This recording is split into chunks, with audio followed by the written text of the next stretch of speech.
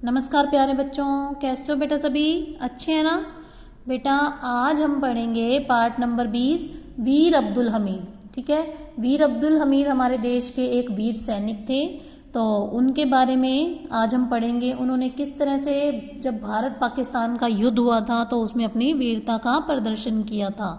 ठीक है, और जिस युद्ध में वो शहीद हो गए थे और फिर उन्हें मरने के बाद यानी मरणोपरांत उन्हें जो भारत का सर्वोच्च सेना पुरस्कार है परमवीर चक्र, उससे सम्मानित किया गया था। ठीक है बेटा, तो ध्यान से पढ़ेंगे सभी बच्चे।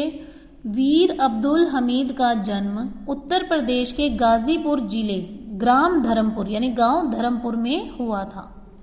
पिता उस्मान फारूकी यानी कि वीर अब्दुल हमीद जी के पिताजी का क्या नाम था? उस्मान फारूकी का दर्जी का काम करने वाला एक साधारण सा परिवार था। यानी उनके जो परिवार में क्या काम किया जाता था? दर्जी का। अब्दुल हमीद 27 दिसंबर 1954 को 4 ग्रेनेडियर में भर्ती हुए यानी कि सैनिकों में भर्ती हुए। अपने सेवा काल में यानी जो अपने कार्यकाल था उनका, जो सेवा काल था यानी कि जो भी उनकी ड्यूटी थी उसमें ये सैन्य सेवा मेडल, समर सेवा मेडल और रक्षा मेडल से सम्मानित हुए। यानी कि 3 मेडल से उन्हें सम्मानित किया गया। कौन कौन से? सैन्य सेवा मेडल, समर सेवा मेडल और रक्षा मेडल। ये तीनों मेडल किसको मिले थे? वीर अब्दुल हमीद को।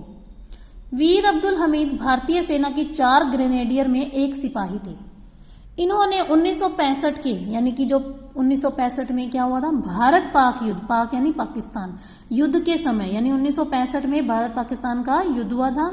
उस समय खेमकरण सेक्टर के असल उताड़ में, ये जगह बेटा तरन तारन पंजाब में, जो भारत के पंजाब है भारत में, वहां पे तरन तारन में लड़ते हुए युद्ध में अद्भुत वीरता का प्रदर्शन करते हुए यानी बहुत ही वीरता दिखलाते हुए वीर गति प्राप्त की। यानी वो देश के लिए शहीद हो गए।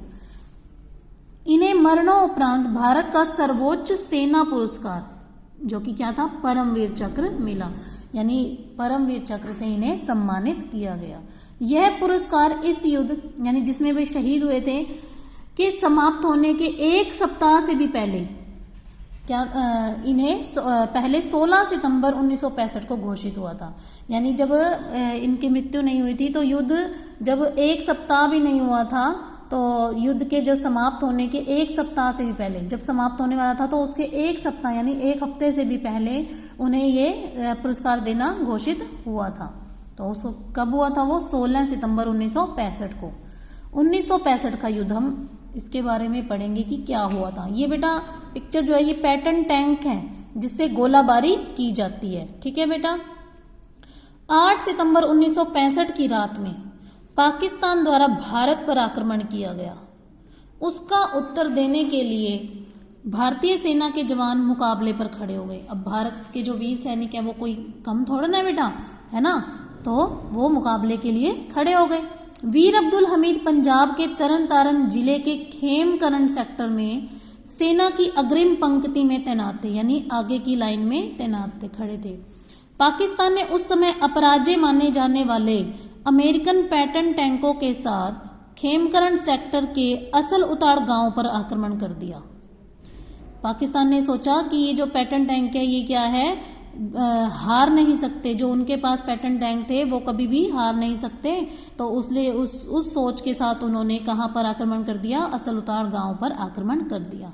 ठीक है बेटा, आज के लिए इतना ही। अच्छे से रीड करेंगे सभी बच्चों ने, अच्छे से बुक रीडिंग जरूर करनी है। ठीक है बेटा, तभी आपको जो लेसन है वो समझ में आएगा। कम से कम 2 बार तो आपने रीडिंग करनी ही करनी है। ओके।